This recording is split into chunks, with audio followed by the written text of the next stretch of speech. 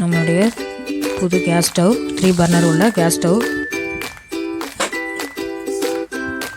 புது கேஸ் ஸ்டவ்வில் பால் காய்ச்சியாச்சு.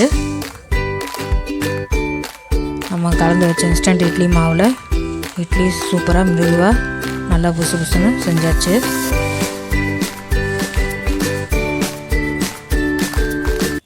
Hi friends, எல்லாருக்கும் வணக்கங்க. இன்றைக்கி நம்ம புது கேஸ் ஸ்டவ் வாங்கியிருக்கோம். 3 பர்னர் உள்ள கேஸ் ஸ்டவ்ங்க. எனக்கு ரொம்ப நாள் ஆசை 3 பர்னர் உள்ள கேஸ் ஸ்டவ் வாங்கணுன்ட்டு. நம்ம பழைய கேஸ் ஸ்டவ் ரிப்பேர் ஆகிடுச்சு. அதுக்கப்புறம் தான் இது வாங்கணும்னு தோணுச்சு, வாங்கிட்டேன் நான். 3 பர்னர் உள்ள கேஸ் ஸ்டவ் நல்லா சூப்பராக நல்லா பார்த்து வாங்கியிருக்கேங்க. இந்த ஸ்டவ் நல்லாயிருக்குன்னு சொன்னாங்க. நானும் நிறைய ரிவ்யூ பார்த்து வாங்கியிருக்கேன்.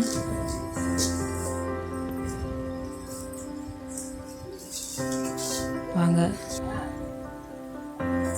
நம்மளுடைய கேஸ் ஸ்டவ் எப்படி இருக்குன்னு பார்க்கலாம் வாங்க. நல்லா சூப்பராக பேக் பண்ணி கொடுத்துருக்காங்க. நான் ஷோரூமில் நேரடியாக தாங்க போய் பார்த்து வாங்கினேன். இது லெக்கு, கேஸ் ஸ்டவோட லெக்கு.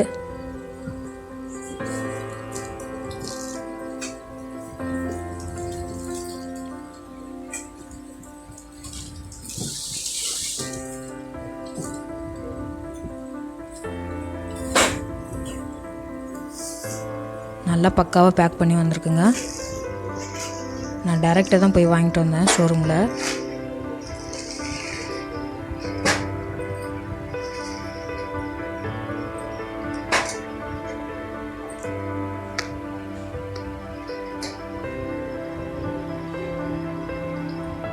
நான் வேறு ஒரு பிராண்டு தான் நான் யோசிச்சுட்டு போயிருந்தேன். நான் இந்த பிராண்டு நல்லாயிருக்குன்னு சொன்னாங்க. சரி வாங்கி பார்க்கலாமேன்னு சொல்லி வாங்கியிருந்தேன். நான் பழைய கேஸ் ஸ்டவ் ஒரு 15 வருஷம் பக்கம் நான் யூஸ் பண்ணேன். 2 பர்னர் உள்ள கேஸ் ஸ்டவ் தான்.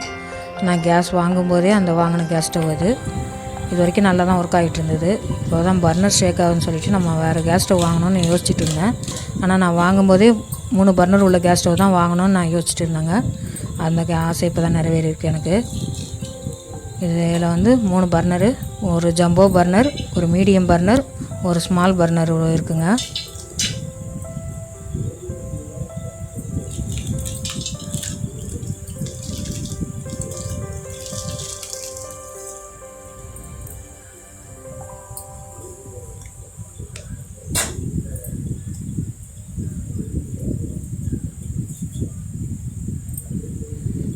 அந்த ஜம்போ பர்னர் மீடியம், அடுத்தது ஸ்மால் பர்னருங்க. நல்லா பார்க்கறதுக்கே நல்லா செமையாக சூப்பராக இருக்குது.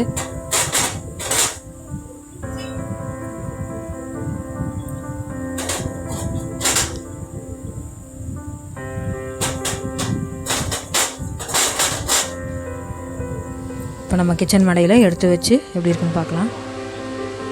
எல்லாம் செட் பண்ணியாச்சு. லெக்கெல்லாம் போட்டாச்சுங்க. நல்லா க்ளீனாக அழகாக இருக்குது பார்க்குறதுக்கு. இப்போ எப்படி ஒர்க் ஆகுதுன்னு பார்க்கலாம். இதை நம்ம புஷ் பண்ணி நம்ம ஆன் பண்ணணும். நம்ம லைட்டர் வச்சு தாங்க ஆன் பண்ணணும். இது இப்போ பொட்டெல்லாம் வச்சு பூச்சை போட்டாச்சுங்க. இப்போ ஸ்டவ்வை ஆன் பண்ணி பார்க்கலாம். நல்லா சூப்பராக ஃப்ளேம்லாம் நல்லா ஹையில் வருது. நல்லா ப்ளூலாக எரியுதுங்க. நல்லா பார்க்கறதுக்கு நல்லா தான் இருக்குது.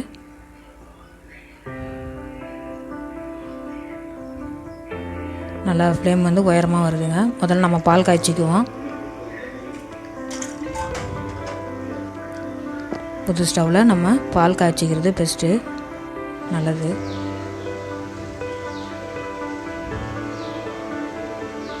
நல்லா கிச்சன் மேடைக்கே நல்ல ஒரு பார்வையாக இருக்குங்க. நம்ம புது கேஸ் ஸ்டவ் வாங்கி வச்சதுக்கப்புறம்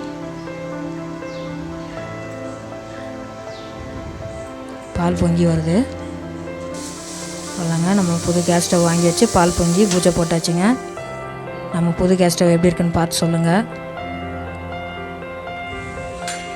இப்போ நம்ம இன்ஸ்டன்ட் மாவில் தாங்க நான் மாவு கரைச்சி வச்சுருக்கிறேன். இந்த இன்ஸ்டன்ட் இட்லி மாவு நம்ம எப்படி அரைக்குதுன்னு நான் ஏற்கனவே வீடியோ போட்டிருக்கேங்க. நம்ம சேனலில் இருக்கோம், பார்க்காதவங்க பாருங்கள். இதை நம்ம கிரைண்டரில் அரைக்கலை, இன்ஸ்டன்ட் இட்லி மாவு தான். நான் நைட்டு கரைச்சி வைக்கும்போது அதை வீடியோ எடுக்க மறந்துட்டேன். அந்த மாவு தான் நம்ம கரைச்சி வச்சுருக்கோம். நல்லா பொங்கி வந்திருக்கு பாருங்கள் காலையில். இப்போ இதில் தான் நம்ம இட்லி ஊற்ற போகிறோம். நல்லா சூப்பராக இருக்கு பாருங்கள் மாவு. இதை நான் எப்படி அரைக்கணுன்றது பக்குவலாம் நான் வீடியோ நம்ம சேனலில் இருக்கோங்க. நீங்கள் பாருங்கள். இந்த மாதிரி அரைச்சி வச்சுக்கிட்டோம்னா நம்ம தேவைப்படும் போதெல்லாம் நம்ம இட்லி போட்டுக்கலாம்.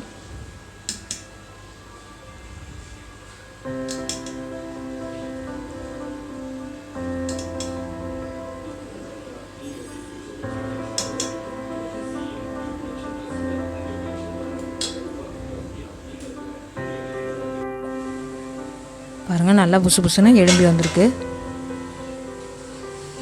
நம்ம வந்து இதில் கிரைண்டர் அரைச்ச மாவு மாதிரியே இருக்குது பாருங்கள். நல்லா இன்ஸ்டன்ட் இட்லி மாவில் இன்றைக்கி நம்ம சூப்பராக இன்றைக்கி புது கேஸ் ஸ்டவ்வில் இட்லியும் போட்டாச்சு.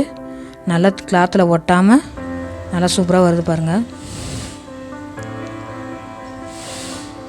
அவ்வளோதாங்க. இன்றைக்கி நம்ம சேனலில் நல்லா புது கேஸ் ஸ்டவ் வாங்கியிருந்த வீடியோவும் இன்ஸ்டன்ட் இட்லி மாவில் நம்ம இட்லி போட்ட வீடியோவும் நம்ம பார்த்துருக்கோம். எப்படி இருக்குன்னு கமெண்ட்டில் சொல்லுங்கள் ஃப்ரெண்ட். நம்ம சேனலை லைக் பண்ணுங்கள், ஷேர் பண்ணுங்கள், சப்ஸ்கிரைப் பண்ணுங்கள் ஃப்ரெண்ட்ஸ். நம்ம வீடியோ எப்படி இருக்குன்னு கமெண்ட்டில் சொல்லுங்கள். தேங்க்யூ ஃபார் வாட்சிங்.